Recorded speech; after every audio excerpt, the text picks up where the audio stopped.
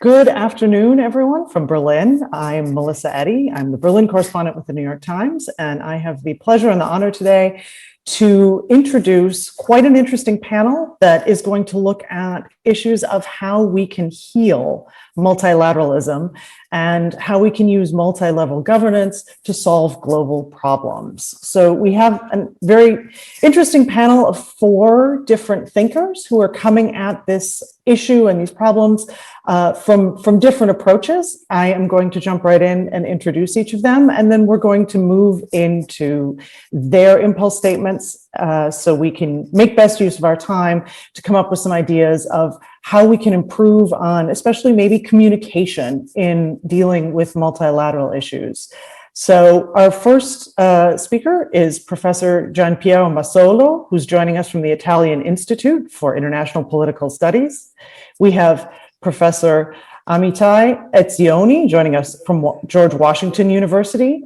We have Professor David Sloan Wilson joining us from Binghamton University, and Professor Amrita Narlikar from the German Institute for Global Area Studies. Professor Masolo, there has been a lot of discussion about the return of the United States to the multilateral stage, but if we look at it, there's real differences in the US approach to multilateralism between that, say, of the European Union or China. How do you think we can reconcile these differences to establish a sustainable and inclusive multilateralism that we can use as a tool to really tackle some of the global crises and challenges that we're facing? Well, good afternoon. Thank you very much for having invited me to this panel.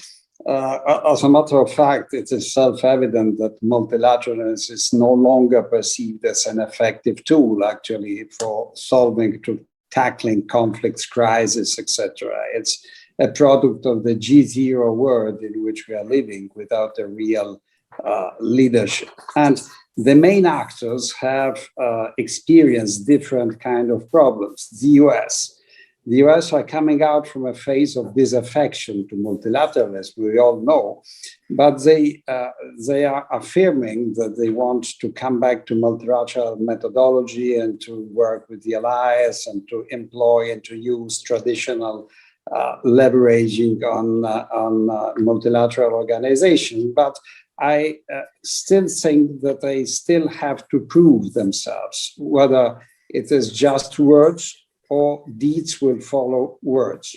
Then we have China, and China is, with great evidence, attempting to shape rules at its convenience. They are occupying important positions in traditional multilateral standard-setting organizations.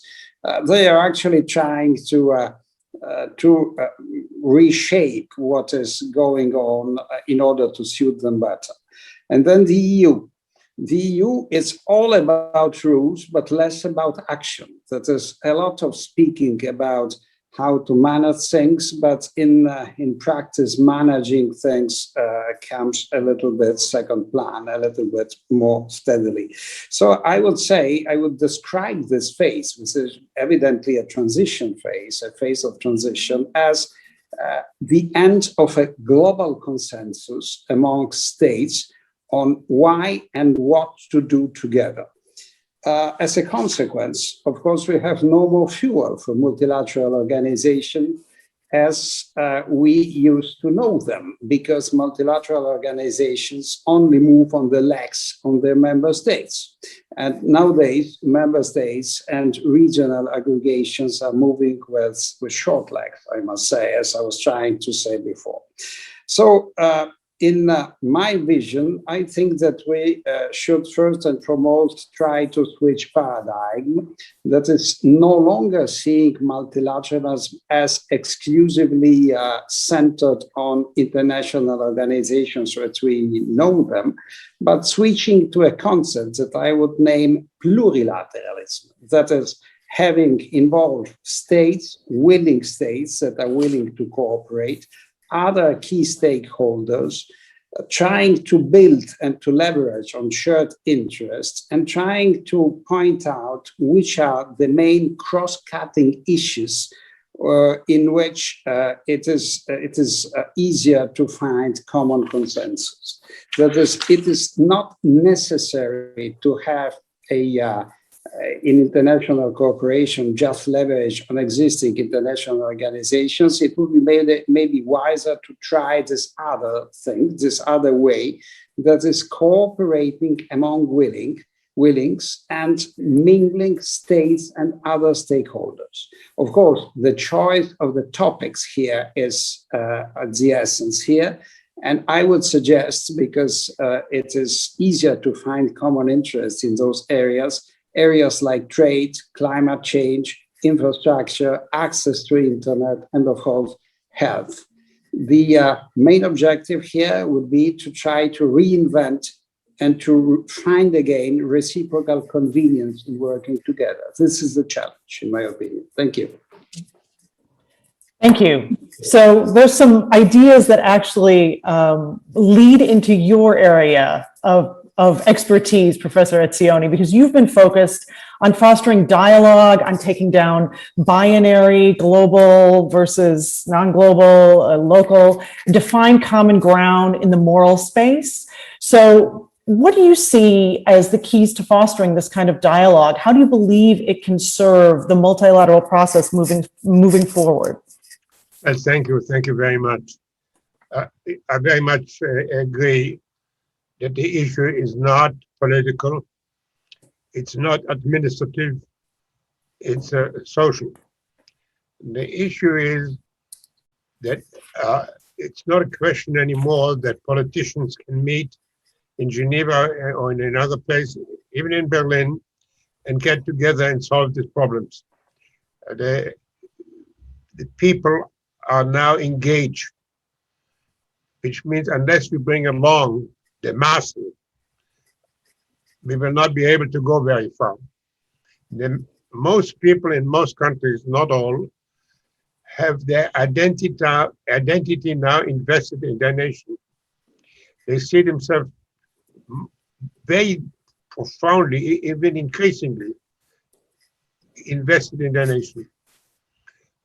And unless we can get some of that involvement moved to the global level, unless we can have a genuine global community, we will not be able to come close to tackle the very profound challenges we face, which require sacrifices.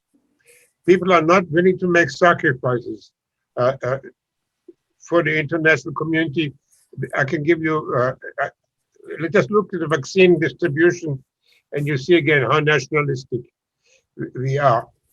So how do we get to people who are now so deeply involved in their tribe to move some of that commitment to the international community? And I digress to say, of course, the same problem exists in the European Union, that the European Union built an ever stronger administrative state, but has been less able to move loyalty to the Brussels level. And if you cannot do it for 27 states, you see how difficult it is to do for the national community. But there is no way out unless we move some of that feeling. So how do we get there? And luckily, there's only one answer. It's not an easy answer, but it's the only answer. And that is, there's something odd, counterintuition. And that is what you refer to as moral dialogues. So here what happens, we think about people get around together on a dinner table, maybe an extended family, to have a conversation about gay rights, about transgender, about slavery, about any issue. And after a lot of arguments, maybe a family can agree.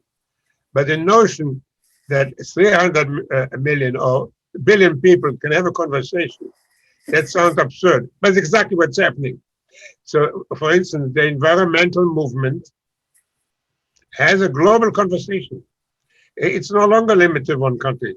In all the countries we have, if you call them green or whatever you call them, groups are very deeply concerned about the environment, who are in touch with each other. So there is a global understanding that we have some obligations, moral obligations to Mother Earth, and we now be discussing how much of what we should do about it. But there is a moral force.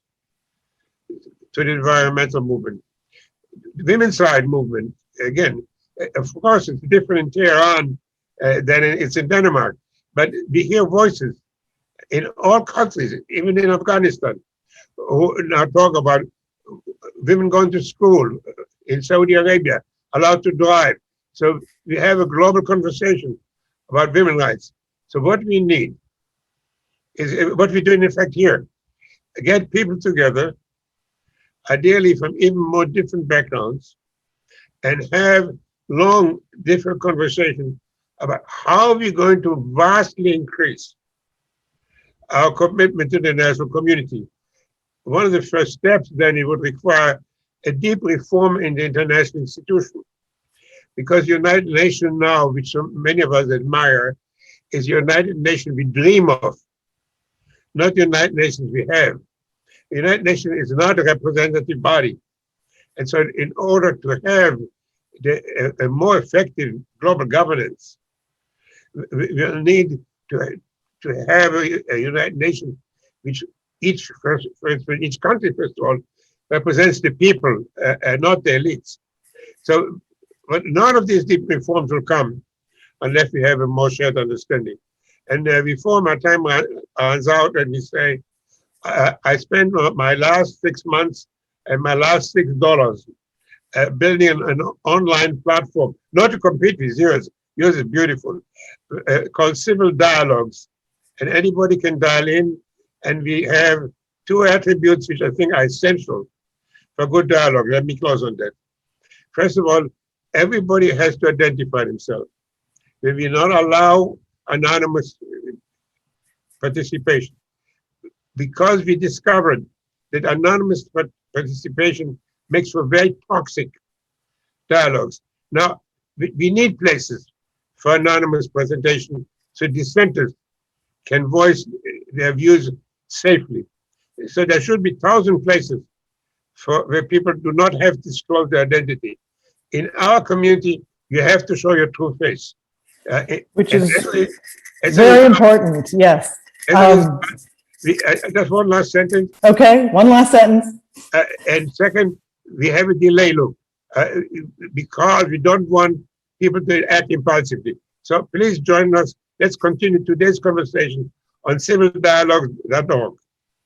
I think that's a great idea to keep continuing dialogue, keep continuing conversation. And we're going to move ours now to Professor Wilson, who is an evolutionary biologist by training and is going to help us approach this idea of dialogue and connection from a very different point of view. So, Professor Wilson, can you share with us what can we learn from evolution that can contribute to our understanding of communication and in multilateralism? Well, I think that historically, first of all, I'm happy to be following our first two people, and I see a lot of consilience despite our different disciplinary backgrounds. And I think it's important to note that the concept of a global identity and global cooperation was inconceivable until as early as the 19th century. But increasingly, it is becoming not only possible, but the only thing that makes sense for a number of reasons. The fact is that just about everything has become global as far as the economy and the environment is concerned, but also the subjective experience. For example, us right here, located around the world and talking to each other just as easily as someone next to our side. It just makes it the global identity, the idea that we're first and foremost citizens of the world and human beings. That's our primary identity. And then every other identity is needs to be in some ways coordinated with that global identity is not far-fetched. Increasingly, I think it's being approached from many different angles, environmental angles, religion angles. We have, the Pope's encyclical, we have His Holiness, the Dalai Lama, Beyond Religion and Ethics for the whole world, and on and on and on. So, and reaching for a global identity is actually a necessity. But I think that all of this is handicapped by the economic paradigm that's been with us for the last 70 years, which pretends that macroeconomics can be derived from the microeconomics of individual rational choice. And so what we have is a massive mismatch between the whole theory that stands behind economics and public policy and the reality, which is that large-scale human society is both polycentric and multi-level. Polycentric means that there's multiple spheres of activity, each requiring its own governance. And multi-level is that a sphere governance must consist of nested series of groups, groups within groups within groups. And the time-honored principles of federalism and subsidiarity illustrate this, but it's something that has to be incorporated into our theory. And two important bodies of thought to build upon are the work of Elinor Ostrom from political science, and then multi-level selection theory from my field of evolutionary biology.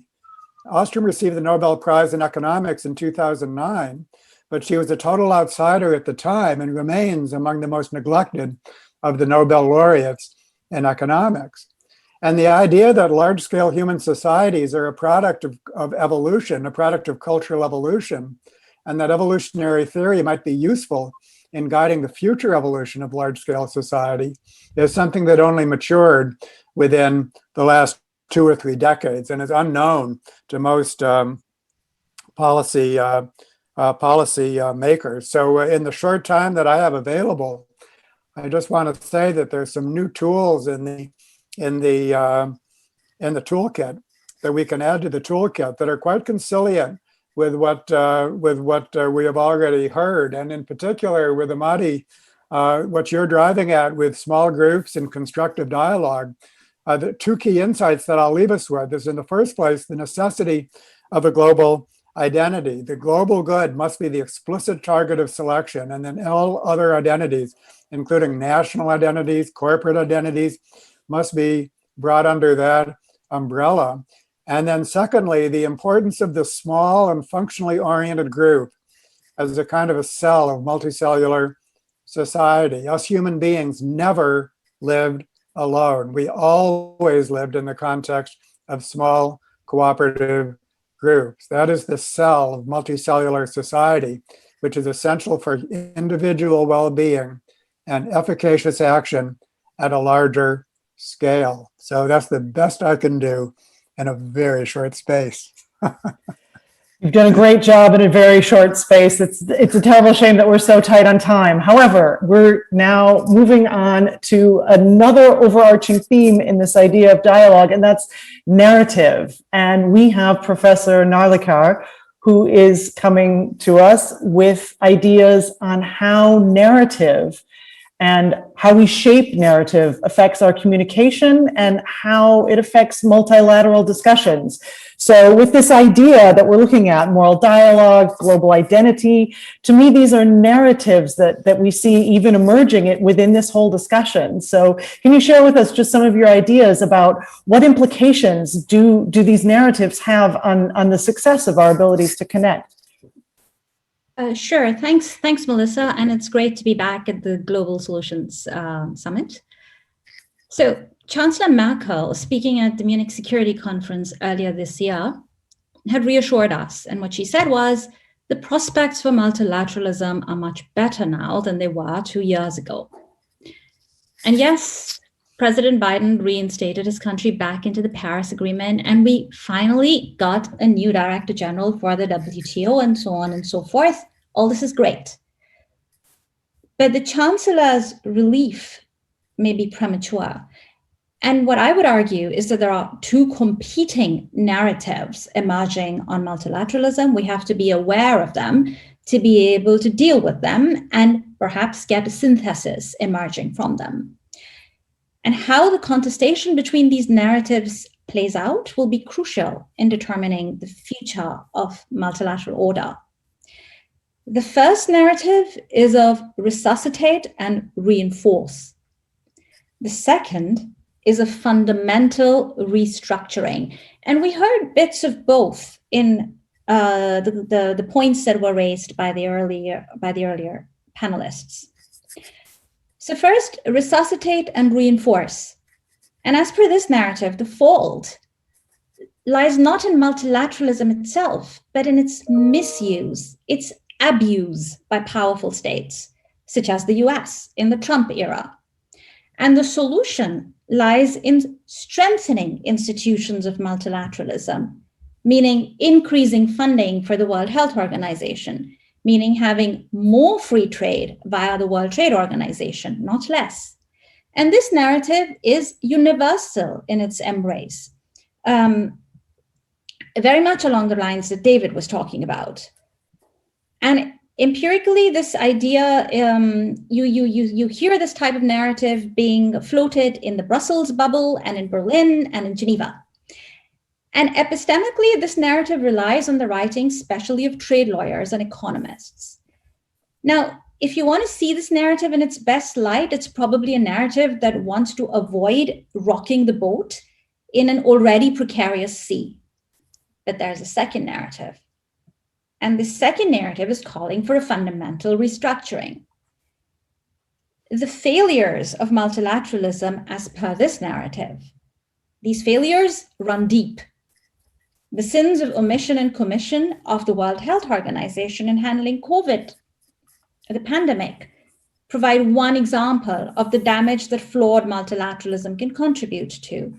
Something that David talked about, rampant globalization, nurtured by the World Trade Organization and other international organizations and pursued as a panacea for all problems, has fostered global value chains that lack reliability. The practices of multilateralism will need to be fundamentally rebooted, and its institutions will need to be redesigned before they can be entrusted with more authority. Now, the Biden administration has embraced some of the traits of this second narrative. This narrative is also talking about values, right? But it's talking about values amongst like-minded countries. It's referring to meta-level values such as democracy and liberalism. Occasionally, people think this is a narrative all about national interest. It's not. There are crude versions of it. But the narrative, you see this most prominently in the Biden administration. You need a strong and robust base at home as a necessary condition for the practice of effective and legitimate multilateralism. Now, between these two extreme versions, there are some promising meeting ground that one can find. And I'll stop there, but I want not without a little hint, perhaps a tantalizing hint. That meeting ground lies somewhere in the global south. And that meeting ground requires engagement with a lot of countries that are often still not on the table and a lot of people that are still not at the negotiating table, very much along the lines of what Professor Etzioni was saying. I'll stop there. Thank you very much. So how, to any of you, I'm going to open this up. How do you think we can engage these people? How do we get, arrive at what this pluralization, I can't even speak, it's a new idea. How do we engage people to get them to participate? Perhaps for you, Professor Masolo, how do we bring in the voices that we need in order to move this dialogue down to the smaller cells and the smaller groups that Professor Wilson was talking about? Well, targeting the fields in which you attempt to do such things, such exercises, and trying to, how can I say, foster a sense of reciprocal, of mutual convenience. Take something like internet, access to internet and the rules of access to internet. It interests states, it interests non-governmental organizations, it is of interest of industry, of cyber protection, and so on and so forth. Now, so you have to find ways in which you build on these topics, finding the reciprocal convenience. And the second most important thing is that we don't have to be afraid of fragmentation, to proceed forming groups. This is not the end of multilateralism. This is reinventing multilateralism in a bottom-up process, driven, building groups, issue-driven. I know that this may appear as confusing, but for me, it's the only chance to rebuild a meaningful way of tackling problems together.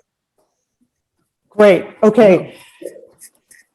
Amrita, you wanted to comment on that.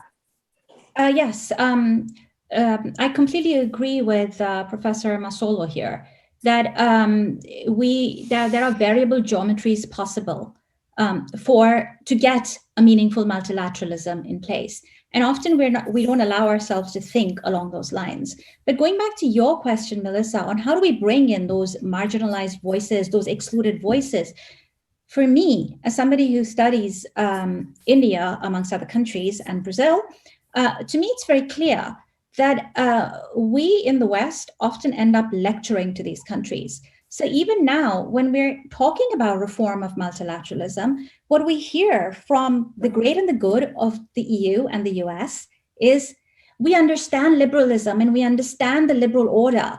And maybe there will be countries who might agree with us, who might not, but we're the guardians of the liberal order, right? And we're not the only guardians of the liberal order. There are other countries that have long histories of liberalism.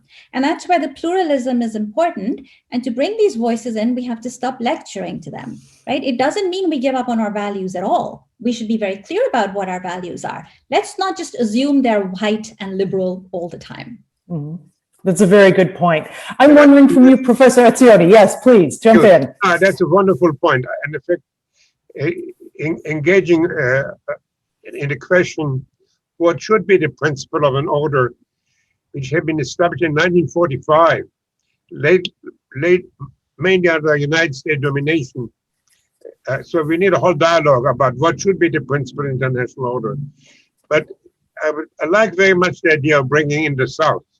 So here in Afghanistan, they have something called the Agora, actually very similar to the old Greek name, in which 2,000 various sheikhs and local leaders and mullahs and such come together, and they sit together for often 3 days and just talk and talk and talk and talk. The Loya Jirga. And a consensus arise. It's not a vote and so on and so on. That is a very different format of negotiation, of discussion. But we need the same thing on an international level. Instead of everybody coming, making their 15-minute formal statement, then take a vote. That's a mechanical political approach that will not get us to the kind of narratives and community building we need. So let's take community leaders of various nations and put them someplace for 3 days or maybe 3 weeks, and you'll see that a consensus will arise. Professor Wilson, you spoke of this need for a global identity. Do you think that what is being suggested, this kind of discussion, is it possible to conceive of or develop a global identity through such a discussion? Can you see that as realistic? Very much so. And I want to end in comments is that what we're all, I think, reaching for and calling for is a combination of a strong bottom-up with a kind of enlightened top-down. Bottom-up by itself it's essential, necessary, but not sufficient. And the enlightened top-down is not the current globalization approach. I think we all agree upon that. It's a process of orchestration and coordination in which is fully participatory, starting at the scale of small groups, which is an essential scale, and then proceeding up these multiple levels, which is just necessary. I mean, society really is an organism. Therefore, it must have the equivalent of cells, anatomy, physiology, nervous system. All of that is something that has to be built.